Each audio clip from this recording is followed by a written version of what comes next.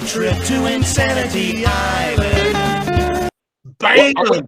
Whoa, we live. This is it. Are we live? Whoa!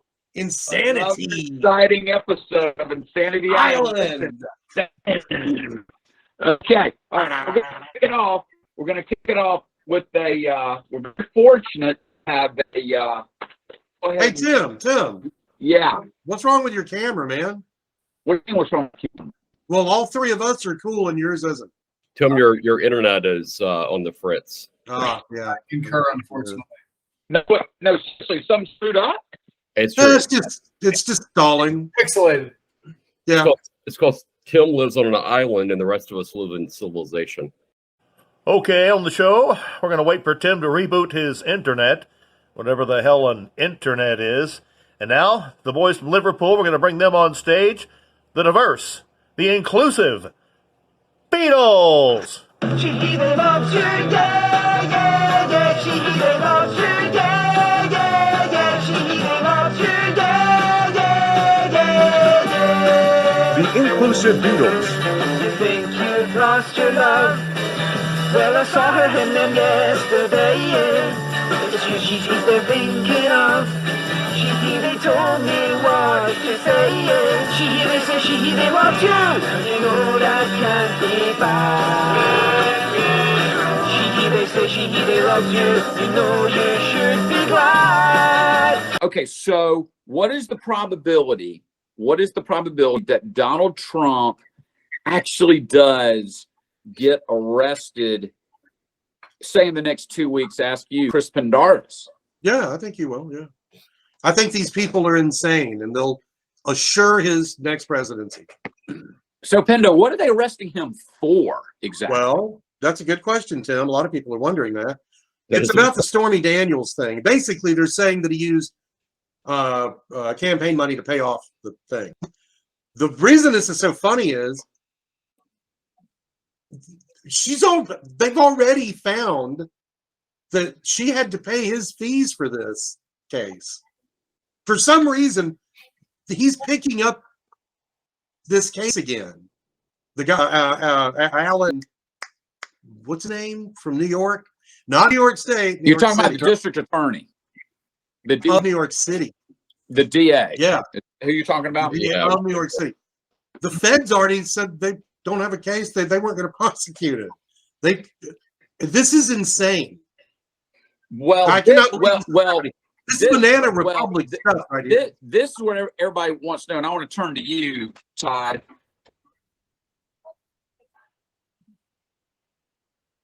Tim?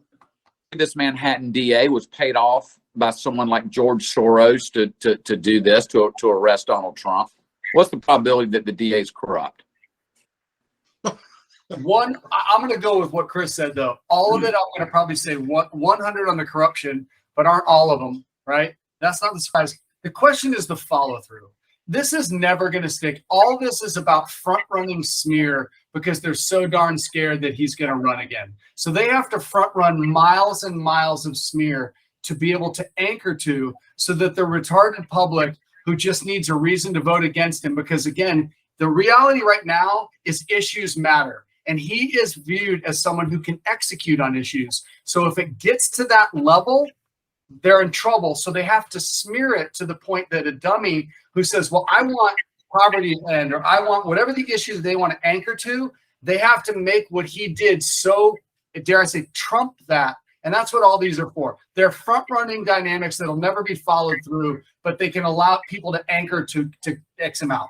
Todd, you bring up an excellent point, because this does bring up the whole Stormy Daniels porn star thing again, right? It keeps that in the news, and that was a dead story up until just a couple weeks ago. So now all of a sudden everybody remembers, oh yeah, she had to pay his court fees. I mean, it's a dead story. It's right there with Russia collusion. Everything, was never proven out, but people only remember the accusation, and the left knows that. So it never has to get to a point of being executed on, that people will remember the accusation of the headline, and this is just the law. It'll be something different. The closer we get just drum up the next possibility, and that's what it'll be. Well, he did have sex with her. I don't think that's disputed, right? And I think Well, he did he? Yeah, and he did pay her off. That's not really disputed. I mean, I think he acknowledges that he did. $160,000, I think, was the figure. Yeah, and I mean, I'm sure there's a way she could validate that. It's not like she got 160 grand in her bank account just because, for her porn business or whatever she does. But with that said, it's number one, hardly illegal. What? Well, it probably is illegal. I don't know if it's legal or not, but it's hardly the first politician that's ever had sex with a prostitute, right? And Actually, doing that, none of that is against the law.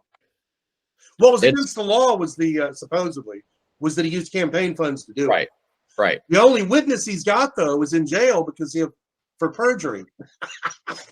You can't run it. Michael Cohen for stealing Stormy Daniels' money, right? Yeah, I forget about him. Yeah. Cohen was on Trump's defense. He was his attorney. Michael Abiati, who you're talking about, Richard, he's in jail because supposedly he right. Stormy Daniels' money. Yeah. He tried to scam Nike or something. That was not smart of him to do that. What's the attorney's name again? Abiati. What is it? Cohen? Is it Abiati? No, Michael Abiati. Is that his name? If that's the name, every one of the listeners, the thousands that are listening, do yourself a favor on Netflix and watch Where's My Jet, the story about Pepsi. And it's Michael Abiati before he was famous. He was starting to rise the ranks. He's featured in that. And it's the dynamic about the Pepsi generation, this marketing campaign they had where they promised a jet based on the points thing, like Camel Bucks. Remember Camel Bucks? Yeah. It's called Where's My Jet? Do yourself a favor. And it also just tells you the kind of slime that Aviati guy is. I think it's Avenatti. Whatever it is. Or slime bag. Yeah. Whatever. Do yourself a favor. Where's My Jet? Netflix. You'll thank me later. It's a great watch. Yeah, that's a great recommendation. I'll actually watch it. What's also clear is that neither Cohen or Aviati or whatever his name is, they're both still alive. And what is clear is if but they're in prison, both are in prison, right? And they don't work for Hillary Clinton. That's why. Exactly. That's what I was going to say, Chris. Is that if the Clintons were involved in this, they both would be dead in prison from hanging one another, probably. But because I think what this does do it clearly absolves Donald Trump from any involvement in the Jeffrey Epstein murder, because he hasn't killed these two yet, and so they haven't managed to drag him into that yet. Yeah, so I think friends. Epstein and Trump, they tried. Were actually very good friends up until about 15 years ago. And then Trump, quit hanging out with him. But he used to hang out with them in New York quite a bit. 15 years ago is when he started doing the island thing. Trump found out, and that's what Trump said. Said he found out what he was doing, and he quit hanging out with him. Yes. There are clips. Clinton found out what he was doing, and he said, "Sign me up." There are clips of Epstein. Getting a permanent seat on that plane. There are clips of it. But at any rate, so it's going to be interesting to see what develops this week. I think it's just a big, PR stunt by the Democrats to make Trump look bad, just to bring up the Stormy Daniels thing again, keep that in the headlines. They probably know it's not going to stick, but they're just doing it just to make Trump look bad. I think the probability of Trump actually going to prison is 0.0. We have to commit a crime first. However, he will be found guilty in New York. Some other court's going to have to appeal it. Okay, but what's the probability, Pindo, that Donald Trump actually has to serve at least, say, 1 week in prison before the election? None. Richard, what do you think? I'm 0. Todd, what do you think? 0. I think it's more like Trump. I think it's 0. That probably would spark a civil war. If I'm on the record, it's 0 for this offense. So if you ask me, could he be in jail? But for what you've asked me about, no, 0. Yeah, I agree. I think if they really want to do it, they could probably dig and find something in, the document thing, whatever. Okay, so moving along to the Biden crime family, we had some new developments come up there last week, including a payoff to the widow of Beau, Hunter's brother, who, by the way, Hunter Biden had like this torrid affair with his dead brother's wife. Yeah, they're a weird family. That's Right? one weird family. I mean, that right there. But Richard, you know more about this story, don't you? Yeah. So what happened was that the Republicans, having taken over the House, started an investigation into the Biden crime family, and as a result of that, what ended up happening was that the finance department the Department of Treasury has had to come clean and actually turn over documents which they have to the Republican investigators. And these documents actually validate, in fact, what has been sort of up to this point, this sort of asserted, which is that the Biden family received money from Chinese entities. That now has been affirmed, even though some of the liberal media will say, no, it hasn't. Report it. Yeah, it's this now. So it's $1.3 million that was wired to the Biden family and then split up amongst people within. It's actually three members of the Biden family. I think it's the uncle, it's Hunter, and then it's Beau Biden's ex-wife. Not ex-wife, his Beau Biden's widow. She got $1 million. Yeah, total over time. His widow, excuse me, and but And it's what did also, she do to but earn she's- that $1 million? What did she do, Richard? At least on paper, to earn that $1 million. Well, she's also, I might add, Hunter Biden's lover. So that's a whole nother story about what exactly was going on with that. But Yeah. so yeah, well, that's a good question. I mean, what is it that she and Hunter? What qualifications did they have to be receiving $1.3 million from a Chinese energy company? I mean, this is like a cartoon. When you look at what they're trying to put Trump in jail for, and then we just see this in your face, selling the country down the river, treason with a drug head on video, having sex with an underage prostitute. Nothing. But Trump, he's got to go to jail, There he is. How's No. this not in prison already, for one thing? I mean, my God. This is like bad TV, but it's real. Dr. Todd, who do you think looks worse, Hunter Biden or Billy Carter? Remember Billy Carter? I do. Do you mean like? Are you kidding me, Rich? Remember Billy Carter? Jimmy Carter's drunk brother. He was always drunk on beer. Remember? I'm actually going to have to say Billy Carter, and here's why. Hunter Biden, if you kind of lean in to the debauchery, is like so out there. But to what we were just talking about, when you try to anchor him back to credibility, the delta is so absurd, it kind of is Hunter Biden. I expect it from Hunter Biden, and my own mind, I don't think he ever was credible. So I actually look at him as this kind of like party guy. So when you say who looks worse, that's why I said to you, like, versus what they should be or what they are. Hunter Biden is who he is. He's never been different. We're just like, so in a way, he's that frat guy with like a rich dad that's just doing exactly what you expect. The trust fund kid. I mean, in a way, Yeah. Billy Carter, He's doing cocaine and hooking up hookers. Billy Carter from Plains, Georgia, that never got outside the Bible Belt. That I would say that his deviation is that's just, I'm just kind of making it funny here, but yeah. Hey, don't forget about his paintings. It is a good source of entertainment. You know what Hunter Biden's up to today? No, hey, don't forget about his paintings. Oh yeah, the paintings. But He's a did dancing they at artist. least? But Richard, you know a lot about this story. Did okay? What is the name of Beau Biden's widow? Do we know her name? Okay, whatever her name is, let's call her Susie. Let's call her Susie Q. As podcasters, we should be really quick to Did they at least have a job title for her to earn that $1 million, or was it just flat up corruption? Just here's $1 million, which is illegal. I think we could establish that she knows as much about the Chinese energy business as Hunter does. Well, there you go. As much as the dog does. Explains it. Yeah, I mean, so I don't know. I mean, clearly not. I mean, she's clearly just Haley. Oh, that's it. Haley. Okay. So Haley received a payoff, and that, Richard, that's been confirmed that Haley received this payoff for $1 million. That's correct. The Treasury Department has records of that, and that has been confirmed.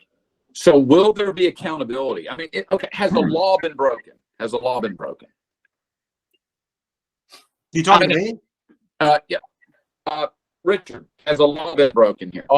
No. I don't know, actually. I think you can get $1 million from the Chinese, and that's okay. Well, I think maybe, because I don't know yet, because I think what they're going to look into is whether or not they were registered as foreign agents, whether or not they filed the paperwork that should have been filed as a result of that. And there are a number of, whether they claimed the money on their tax returns. So there are a variety of points of investigation, I think, that could actually be sort of brought to bear as to whether or not there was actually a law violated or not. Okay.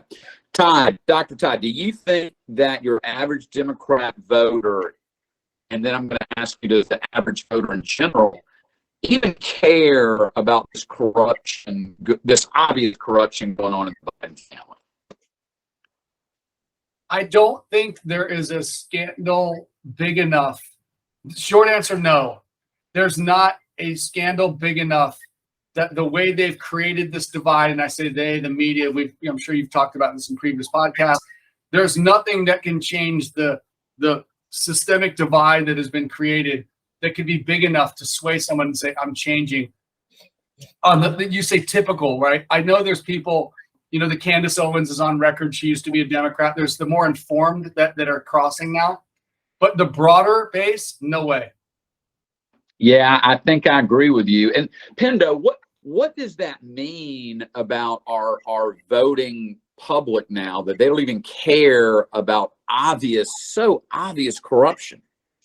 Means I was right about my 105er theory. Remind us what that is. That means most people's IQ is around 105. And they know that, by the way. Which is a little scary to me. What's going on with this picture, by the way? What is every time you Google Hunter Biden images, you see him. Oh my God, is he sniffing Biden? Is that Biden so sniffing weird. Biden? That is so weird. It is weird. Like I love my dad. My dad passed away a number of years ago, but I never embraced my dad and had my dad smell my hair. That's just a weird thing. Yeah, that is very weird. So Richard, do you think that these kind of things, this corruption, the payoffs for the Biden family, do you think this will have any sort of impact in the upcoming presidential election? I do not think that Biden is running again. So I would tell you no. I've always said, my theory with this has always been, I think we said this the very first week I was on Insanity Island, is that Biden pardons his family across the board. And then he says, and himself, I'm not running again. That's good. And I think that that's basically, in some ways, the Republicans are sort of playing into the Democrats' hands here, because I don't think they want Biden running either, for that matter. And so if there is dirt, really, no matter what, I mean, even if there's no dirt discovered yet, one of the last things that will happen on this way out the door is going to be Biden pardons his brother, he pardons his wife, he pardons his ex-daughter-in-law, he pardons his son for sure, and they all get a get out jail free card. And yeah, that's a great point. That's a really solid prediction. And I can totally see that happening. And will they be outraged by the country? Probably not. Just among a few handful of conservatives, and that's about it. And they'll skate. And it's amazing how people complain about the corruption, they complain about politicians, yet as long as it's one of their own, And you got to hand it to the Democrats. They are so good at sticking together, no matter You can do that when you have what. absolutely no morals whatsoever. Look, You don't really believe in I've told you guys this. I'm no fan. Yeah, it's easy I'm to no stay fan of together. Trump. I'm no fan of Trump. But the worst they've come up with so far with Trump is that he put pressure on the Georgia Secretary of State to try to quote unquote find some votes, and that he paid off a prostitute. However, the Biden family has taken money from Ukraine, Russia, and China. You know, two of the three are our biggest world adversaries as a country, and no one seems to care. And I want to know what did they get for that money? That's a lot of money just to give you. It is. And I mean, you got it like 2 weeks after he was in office. we're Like talking for about Jarvis and millions, Richard. yeah, It's we're like, talking about what? millions of dollars have gone to A lot the of- Biden family. They're saying it affects our energy dealings with them. And if that's the case, he needs to go to jail for treason. I mean, it's clearly it's not the same as. Look, again, The accusations are night and day, in other words, and they're talking about taking Trump to jail, and nothing happens to any member of the Biden family. You Or know? the Clintons. It's amazing. And when you say no one cares, I think you're referring to as the mass media, right? Because they're not reporting it, so therefore it looks like no one cares. they gave more attention, far more attention, not even close, far more attention to innuendos about Trump being urinated on by prostitutes in Russia that were hearsay at best. Then they have collusion with foreign governments to put Biden in power, like a Manchurian. Well, the P tape was so stupid on his face because Trump is a germaphobe. He would never get into that kind of thing. He barely likes shaking hands. That's true. That's true. And look at Eric Stilwell. Is that his name? Stilwell? The guy that was with the Chinese spy? Yeah. Nothing happened to him. What about Dianne Feinstein? She had a spy in her damn cabinet. Nothing happened to her. Yeah. Hillary Clinton. And by the way, that stuff on the dossier wasn't just hearsay. It was made up by a Russian, by Christopher Steele, who worked for Fusion, that Hillary paid for to have it done. Yeah, she actually colluded with the Russians to affect the election. They were doing what they accused Trump of doing. Dianne Feinstein had her driver that she had hired. Yeah. Was a Chinese spy. So he's driving her around in a car while she's having, high level discussions on American military and foreign policy. And that's okay. We'll just call it, give her a mulligan on that one. It is totally unbelievable. Todd, any other final thoughts on the Biden crime family? I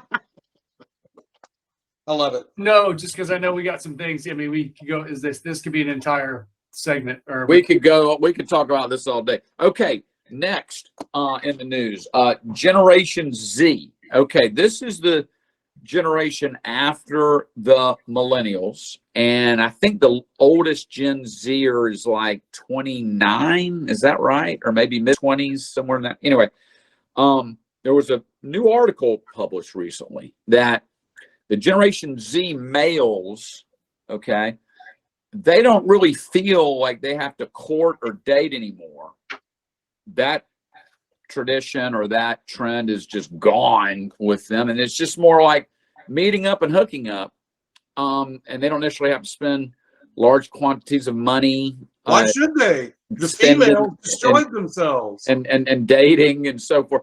So, what does this say about our current culture, and does it really matter? And are we just kind of old, and the older people always have something to say about younger generation, or does this have anything to do with the effects of video games and social media? I ask you, Dr. Todd. It definitely plays into the instant gratification, right? We used to have to court someone. You used to have to go to a bar, where you go with a friend's referral, court something, and now that's just so the depth of any type of relationship, whether it's sexual, a depth of any kind of romantic relationship is now not happening. So it gets into things like, Candace Owens and others that talk about the lack of the nuclear family. I mean, and I don't know how much, again, I guess I'm bringing politics into this discussion, which is almost inevitable, but it's impossible to have any kind of quality in that dynamic. Now, are they responsible for it? The cynic in me kind of says, yes, it's a little calculated, but I think broadly social media, and this I'm kind of putting in that camp of social media, is the modern day devil. It is distraction. It's instant gratification. It's terrible. And do I doubt it's a reality? No, I do not. And I have a son in college. He's 19, so he's in that band of this Gen Z, I guess. And I don't know that Does he date like I'm just out of curiosity? I don't know if this article is accurate or not, but I mean, it was obviously a very large like reported as something that was real, but maybe it's just real in certain areas, or it's just a perception of being real. But is it true among your son and his friends that they don't really feel like they have to date anymore? Meaning, take a girl to a dinner, pay for the dinner multiple times, over and over and over and over again, or is that trend of dating just sort of gone amongst your son and his friends? I'll open it up to everyone else, but I'll answer it based on the specific, pointed to me and my son. Yes, because it's not even conscious, but it's so not emphasized that the follow through and the depth of what a relationship is. And I'm not even going to say that it's the whole hit it and move it on, that kind of thing. They're not even aware of the lack of depth or the wrongness, if that's a word, you know what I mean, of it. I think they're just doing what they think all their friends are doing. Yep. And we would all do the same thing. Richard, you have a son, that is like, do you hear of like, the old, what we consider to be the old fashioned sort of dating and courting and whatever? Is that trend gone that you see from your level?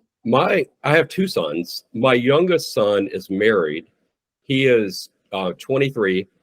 When Weston was going to propose to his college girlfriend, he drove from Tennessee down to Florida, asked her dad to meet with him, asked permission to propose to his daughter, and before he ever did it. And but that's becoming very rare, though. It is rare. And so I would tell you that it isn't dead, but that comes from the family. It comes from sort of like, their environment. And, and it's. Did he ask? Well, Richard, did he lean into you when he was getting ready to, and maybe you help reinforce that? He called me, he actually decided, he called me and said, Dad, I'm getting ready to propose. I'm going to ask her dad's permission. And I gave him some suggestions and advice on that part of the process. And I advised against the Stormy Daniels payoff, money, and frankly, I think, so I think hope was alive, is what I would say, to quote the great Jesse Jackson. Yeah, hope is alive, Richard. But and that's great that your son did that, ask for permission, and everything, and the traditional method. However, I'll say this: I think the marriages percentage-wise, of under say 30, is that fair? Is much lower percentage-wise than it was say 30 years ago. Is that true to say, you think? Yeah, I think that the age of swiping right or left, I mean, if we had that way in college or high school even, I would remember in high school in my days, you'd nervously ask the girl's friends, do you think she likes me? And I don't think that happens now, right? And so I don't think people either care or they just go, yeah, fine, if you don't like me, I'll just swipe right, and there's 1,000 girls out there. And part of that is that you have hundreds of thousands of girls available to you, so to speak, because you aren't limited by your circle of friends. And it kind of opened up the universe of women to then dislocate. And to Todd's point, if I've said before, if I could go back in time and wave a magic wand and undo something, it would be to kill the iPhone, because I think that the iPhone and its effect upon our culture has been horrific, because wasn't Jobs on record as saying, I won't let my kids play with the devices he created. I'm telling you, if we could pull that, I'm telling you, he's on record saying that. It is the modern day. Wow, opioid. that's amazing. The guy who invented it. Mm-hmm. Yeah, that's you know, it made him a billionaire. His family was a train wreck. You know, his family. So yeah, yep. Well, to your point, Richard, to follow up on that, do you think a lot of the younger people today, I mean, I called it video games, social media, but do you think because of the, it's so darn easy now to get into a relationship with just the swiping, you know, swipe left, swipe right on the app, and the apps are free. Like, I think they're either free, they're very low, and they're not very expensive. So for literally, I don't know, let's call it $5. You know, for $5, you can have, you know, thousands of girls, and for girls, thousands of guys. So is that good for long-term society? Meaning fewer marriages, you know, fewer legitimate children being born, the rest of it.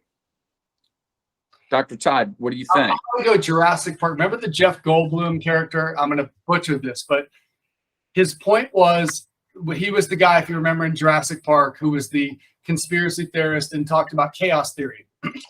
And it was, when you attain anything, if there wasn't a discipline or a fight in order to, if it comes too easy, it's kind of meaningless, and it will fall apart and revert to chaos theory. That dynamic is that it's too easy. To Richard's point, no one fights through the pick anymore.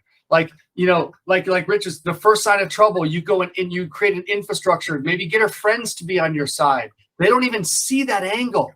Friends can say, you know, Richard's a really great guy. What are you doing? Why are you playing the field? He's leaning into you. They don't do that. That's what we did. We get the infrastructure. And the first time that woman that you kind of had an in with started to play the field, realized, you know, Tim really likes me. What am I doing? They don't even create that moat or that sphere. Because there's so many options now. Yeah, there's so, and it's both sides. It's the way, but broadly, the dynamic of the of how it happens, like you were saying, Tim, doesn't even allow them the critical thinking to do it. That's probably the best way to say it. We are neutering critical thinking. It gets into the schools thing, or just, you know, what I call street smarts. We're neutering street smarts, for crying out loud. It's absolutely true. And, you know, it's going to be very telling to see the legitimate the legitimate birth rate with Gen Z. And I think it's spilled over to the millennials as well. You know, there's an alarming statistic out there about the illegitimacy rate. Something like, it's almost just hard to believe, but something like half the births in America today are illegitimate. They're not being in marriage. You know, these births are not happening in a marriage, a couple that's married. So do you think that this has played a role in the illegitimacy birth rate? And does it even really matter? It's been going on in Europe for a long time, but even before the age of social media and dating apps. Penda, do you think this is like going to have some sort of impact the way the dating is occurring long term with the higher illegitimacy rate? Do you think I think we're doomed. I think we're just, you know, women are taught they don't need a man. Their whole way of being is just narcissism now. And look at the and the pictures, and look how pretty I'm posting, and we're just big penises. That's it. They just use us. Now it's a matriarchy. They just don't know it. It's hard to look at the four of us and imagine that manhood is not still in its peak. But I would say, whoa, speak for yourself there, buddy. But I would say, you know, if you know, 150 years ago, your dating relationships were driven by who lived within walking distance or maybe horse distance of your house, right? And who was still alive? and who was the alive. guys will be And killed off in war, Dude, disease. I've done a ton of family tree research, and it was not, I will tell you, it's not uncommon in my family, and my family is not unique in this, that you would see a 60-year-old man marrying a 20-year-old woman because, frankly, not even. I mean, there'd be like 18-year-olds because the parents would be like, okay, Jill, you just turned 18, 16, or whatever the age would have been, out. And by the way, you know, Tim down the street, who his wife died giving birth, you know, his third wife died giving birth, go down and he'll provide you a place to live. That's kind of how it would shook out back then. I'm not saying that was good, but that's how it, but these days, the idea you are not you could literally have a relationship, online relationship with somebody in another continent. And, you know, and that's probably not that unusual, you know, for people. They feel like the depth of their relationships are online, and, you know, and some of that is good. I mean, I've certainly done online dating, and I've had a friend. I want to blame it on the I had women. a friend tell me that the Bumble is what he referred to it as free prostitution. I mean, he was like, I can get on there, I can meet a girl within a week, and I can be having, you know, your relations, you know, without having to be in a commitment, and not just with her, but multiple women. And he was showing me the pictures, and I was like, my God. I mean, you know, so to be a young person, you know, in their 20s, you can only imagine. Tim, let me make a business parallel though, where you're kind of off, but you're on. If someone came to all of us in a business thing and said, I can increase the pool of your prospects, you'd be like, I'm in. But would your core value proposition change? It wouldn't. The difference here is the pool of prospects is bigger for both sides, but the value proposition's not even there to begin with. You see, your value proposition is you're looking more than likely in the values that we're professing on this call. You're loving the pool being bigger and the ease of access, just like if it was like a lead service. But your value proposition is the same. They're never even looking to explore the depth because they're not. You see what I'm saying? There is no. They're just not mature enough, or they're just haven't, you know, matured to a place of even wanting to settle down. You know, they want to play the field. You don't even know And what I get that. they don't even know what a relationship is. If that's the value proposition, which is let's try to go deep, some version of that. Like let's get to know them. And if I could just use it to say I can have coffee every day with a woman and ask her, you know, what she's into, where she went to college, who wouldn't take that? Right? It's almost like a bar. Remember we would talk about bars. Oh, I don't want to go there. There's no women. That means low target rich. Versus like, let's go to one where everyone is there. But what you're trying to achieve is kind of the same based on our core values. But if your goal has no depth, that dynamic is now vicious. Oh my gosh. I mean, you know, had dating apps in their current form, with the social media in their current form, existed 100 years ago, okay, 100 years ago, Pendo, do you think that people would have fallen prey to all the alluring benefits of that, and would the illegitimacy rate skyrocketed back then? They had it back then. It was called the telegraph. You don't know what the first message was? It was, what are you wearing? That was the first message. Phone sex via telegraph. Damn right. Ooh, baby, that turns me on. Beep, beep, beep, beep. Can you beep Show me again? Beep, beep, beep, beep. ankle. Can you slow down those beeps? Beep, beep, beep, baby, baby. I'm attracted to your ear. At any rate, Tim, you have the shortest dash of anybody on this call. well, you know, yes, exactly. Well, I've never been known for my long dash. Just ask my wife; she'll tell you. Okay, so TikTok, TikTok's in the news now. Todd, do you think that TikTok should be banned in the United States? Yes or no? And tell me why. Oh man. No. Because of freedom of choice? Yep. Richard, what do you think? I think I'm with Todd. I mean, it's freedom of choice. I do think there could be limits if the Chinese government or its agents, in this case with TikTok, really are data mining people's phones for that's wrong. That's illegal. They shouldn't be allowed to do that. But as an app, simply to say, I don't know, because it's unhealthy that it should be monitored. I think it's freedom of making yourself into a marshmallow. Free market capitalism. Okay, Pendo, your thoughts? You two don't realize how you sound right now.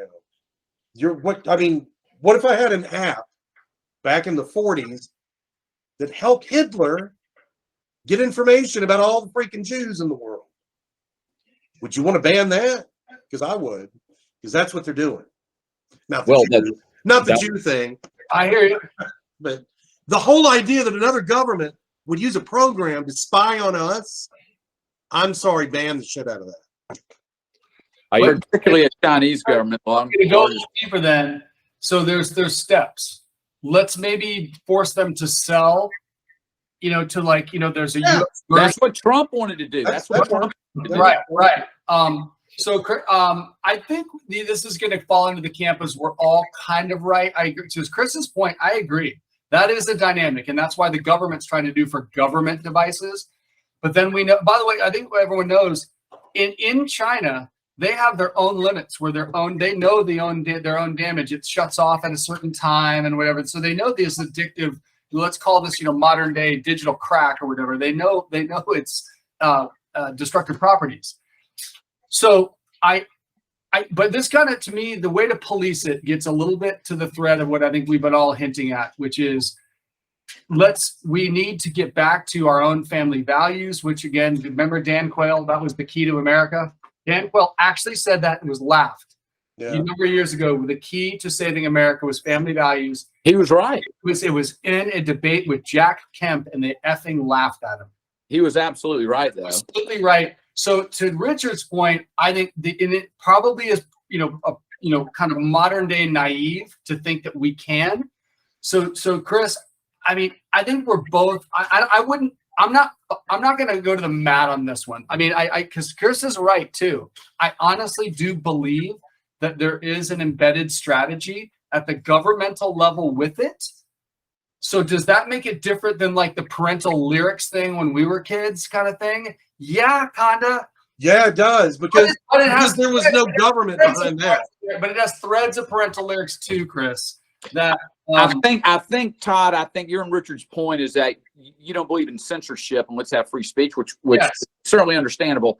But in this case, with it's the largest communist regime in the world. I don't know if they mean us ill will, but they certainly could use it against us. So why not ban it? And it would make my Facebook stock go up. So there you go. Okay. So moving on. I know you got a hard stop at 5:30. So we're gonna wrap it up here with final thoughts and predictions. Pendo, you first. Well, I predict that Georgia is going to win another national title. Boom. And they're going to be the first team to do it in history. They'll be the first pro or college team to ever win 3 national titles in a row. That would be really big. And I think Trump, if he gets arrested, will be the next president of the United States. And I really want to see that because I want to see him get his revenge on these people. I think he learned a lot from the first time Make him cry. he was the president and they attempted a coup on him, which that's still the biggest story in the history of mankind. And I can't understand why. Anyway, if they don't arrest him, the left is going to be furious with its own self. So I don't know. I think they're going to do it. Okay, they're going to go through the arrest. Okay, Rich, my big your prediction, Georgia three-peat and Trump will get arrested. That's your prediction. He will get arrested. You're on record as saying, okay. I'm actually Your final thoughts, predictions. I'm in New York this week on business. I will have front stage to the arrest. And look for me behind the scenes holding up a John 3:16 sign. I'll be the one in a rainbow wig. I would say That's funny. That's funny. What I think is probably a topic we haven't touched on is so far in the NCAA basketball tournament, what has been the biggest storyline? Is it Fairleigh Dickinson playing Florida Atlantic to get into the Sweet 16? Or is it Princeton as a 15 seed making it into the Sweet 16 already? I think it's Princeton. If Princeton being a number 1 seed, right? They did. They actually no, they beat the number 2 seed. It was Number Fairleigh 2 seed. Dickinson. Fairleigh, I think, or number 3 seed. Fairleigh Dickinson though beat. They are the 16 that beat a number 1 seed. They were the first. Only the first. I'm sorry. I meant it was that one. A 16 seed beat a number 1 seed. I don't think has that ever happened before. It's happened once before, so it's the second time in history where. Wow. Virginia, I would ask the 3 of you now. Tom might know because he played collegiate sports, but anyone know where Fairleigh Dickinson is? Chris, do you know? Tim, do you know? Nearly Fairleigh Dickinson, is that near Often Blowjob? I'm going to say the planet Lumar. Yeah, you both are wrong. It's in New Jersey. Same thing. Planet Lumar, New Jersey. and Richard, thanks for giving me the props, but I did not know that. I will own that. No, I would have taken the most probable and gone with a Midwestern state, but like no. Indiana, right? Yeah, it's got to be in like Ohio or Indiana somewhere. Yeah. So, I looked up their. In fact, even if I know you got to go, Chris, but give me 1 second. I had to even look up even what FDU stood for because FDU. So this is the I want to show you guys this. Let me just give me 1 second. I'm going to have to sort of share my screen this way. This adds to the podcast. I like it. Take your time. Ball rang. Ball rang. Traffic's earlier. No. Tim, Traffic reporter Richard Sheffield. Hey, Richard, we're going to go. Richard, I'm just going along with the crowd. This is it. Hold on. He's got look at off to the right. My high school arena was this large. This is a team that won 4 games last year. Wow. So and that is pretty amazing that they beat a number 3 seed. Or no, I'm sorry, number 1 seed. This is them at a game earlier this year. Look at the crowd. they beat a 1 seed. Yeah, they beat a 1 seed. That's a huge story. This is this is the school which has hit the map in a huge way. I think it's the biggest sports story of the week. That is. Yeah. I would agree with that. Okay, Todd, any final thoughts and predictions? Because I am a sports guy, I do have to even go further with that one. Do you know that they actually only got in by default because the team that won their at-large, because if you win their conference, you're an automatic bid.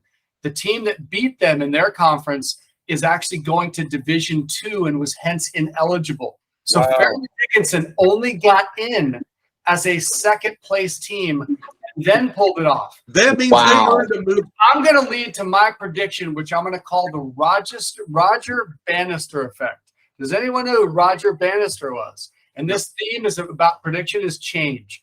Roger Bannister was the first to break the 4-minute mile when everyone thought in the world it was impossible. In the first year, and this is the part I'm butchering, but this is the pact. Once something is possible, everyone sees it. And the story is that when Roger Bannister broke the 4-minute mile, in the first year that he did it, it was something like 200. We have to look it up. It was like an absurd amount of people did it because they saw that it was possible. The same thing actually happened, and you just said it, Richard. Virginia did it, or got lost as the number 1, and it's never happened in the history of the tournament, and it's now happened 2 times in 3 years. So, but I'm going to use that as a springboard to you ask my prediction, and I'm going to use Russell Brand and his latest thing about hashtag. That's my term, blow it up. You are going to see my prediction is a massive groundswell on both sides to bringing what Donald Trump bought is blowing up Washington. The 2-party system is going to be under massive pressure in the next 6 months over this dynamic that there is a forced divide led by the media, obviously led by the left there. And you are going to see a massive groundswell of let's just end the 2-party system and get into what I personally call the ledger system, which is let's be transparent about what the issues are and talk about them. And I think that is what I mean by there's someone who shows you the way. Russell Brand is the Fairleigh Dickinson. It takes someone. It started with love Russell Brand. Did you see him on Gutfeld last week? Yeah, yeah. Oh man, he's kind of that middle of the road guy, but he's not afraid to slam the left. He's also not afraid to slam the right. He's like Rogan, and it's going to happen, and that benefits us who believe in core values.